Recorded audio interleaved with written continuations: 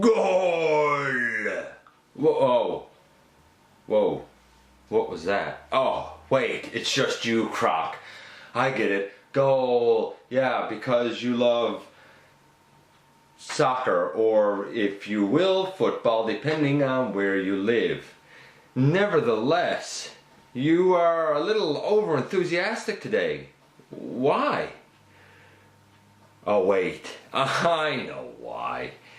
Because it's your turn to be the focus of the latest GotBot True review.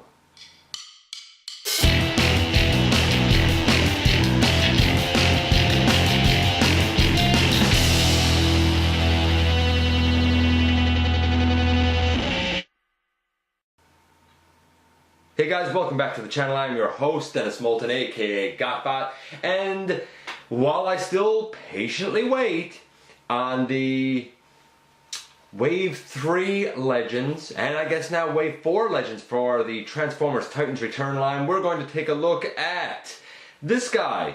It is the Decepticon's resident soccer or football player, depending on where you live. This is Croc.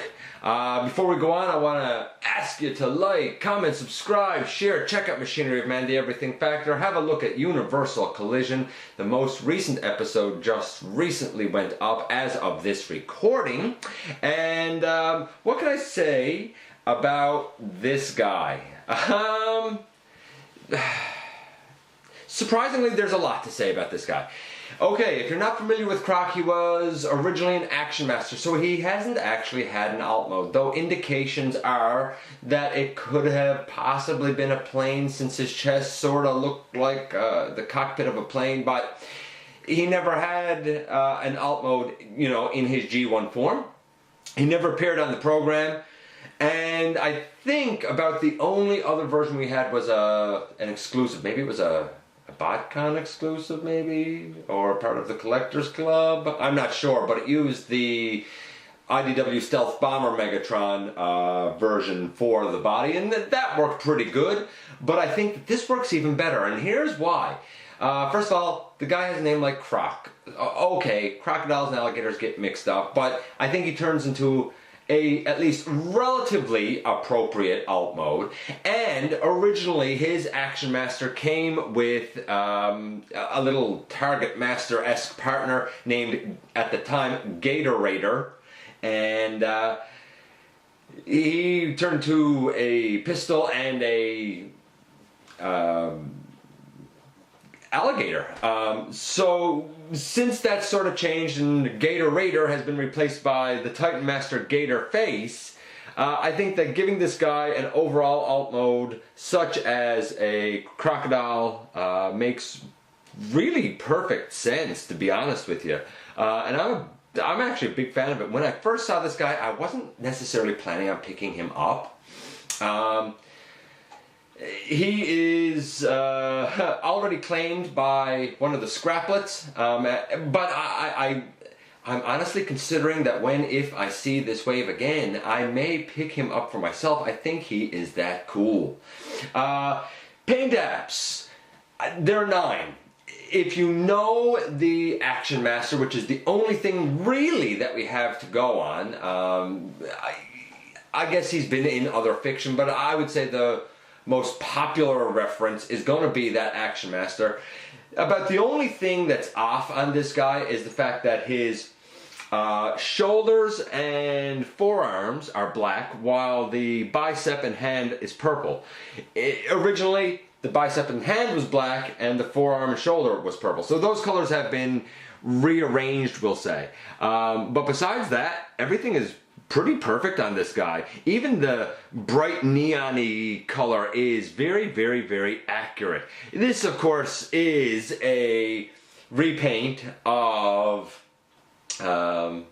his mold brother, none other than Skull Smasher, or Cruncher, or Buncher, whatever. I looked at this guy in full way back in episode 152. But the only thing different is the Titan Master is a new mold. Now, let's kind of get this guy off screen for a minute. We will look at the Titan Master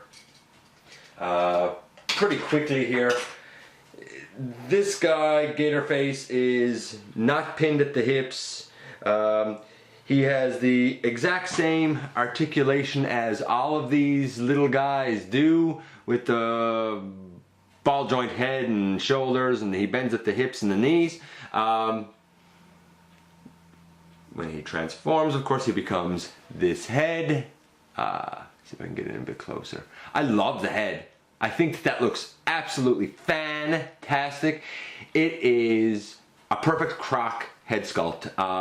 Love it. Love the look of it. Love the interplay of the colors. Like the silver, the pink, the red, everything. Think it's just great. Just beautiful. Just like Skull Smasher Basher. Just like Grax. There you go. He can sit, of course, in this thing. Okay, I guess, and it would be held as a blaster.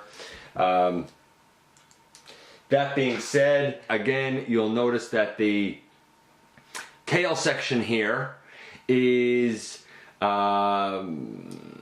completed, we'll say, by the inclusion of, you know, the actual blaster, and I mean it's just cast like this. It's just a, if it'll focus,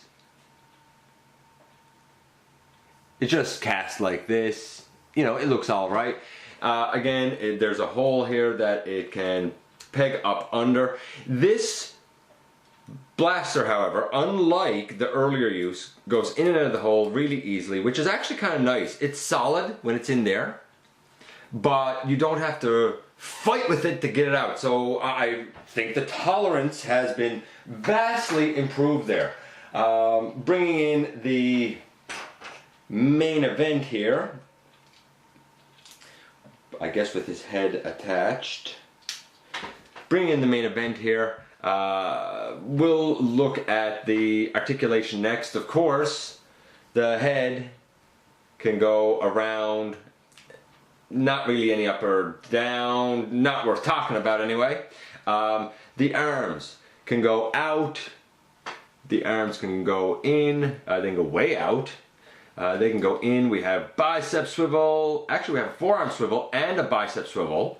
I forgot about the fact that we had this forearm swivel. So we have two swivels there. The hands can go in a little bit, the gator claws can go up and down a little bit. There is a waist swivel. Honestly, the hip joints on this guy are better. At least on my copy, they're better. I had to do the floor polish fix with Skull Cruncher. I did not need to do that here. They go forward and stay up. They go back and stay up. I've heard of people having issues with that joint still. The thigh swivel is fine. No problems there at all. And my power just went out, so we're gonna keep going. But if you notice, the light changed.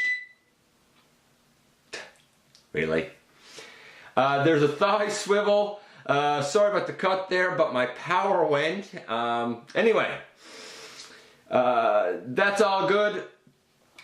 The knee still bends nicely. It still locks. If you unlock it, you can get a deeper knee bend. So that's all exactly the same. Because the tolerances on those hips are improved, I'm going to give his articulation, oh, and the toes tilt up or down a little bit. I'm going to give his articulation, honestly, about a 9. The tolerances are better than they were on the earlier release of the mold, and there's really not much of anything more that you could want from the guy that he doesn't already have. Couple of minor things, maybe, but that's about it. So we have a 9 and a 9. This guy's scoring fantastic. Transformation, taking off the Titan Master head. We fold in the fists again and fold down those claws.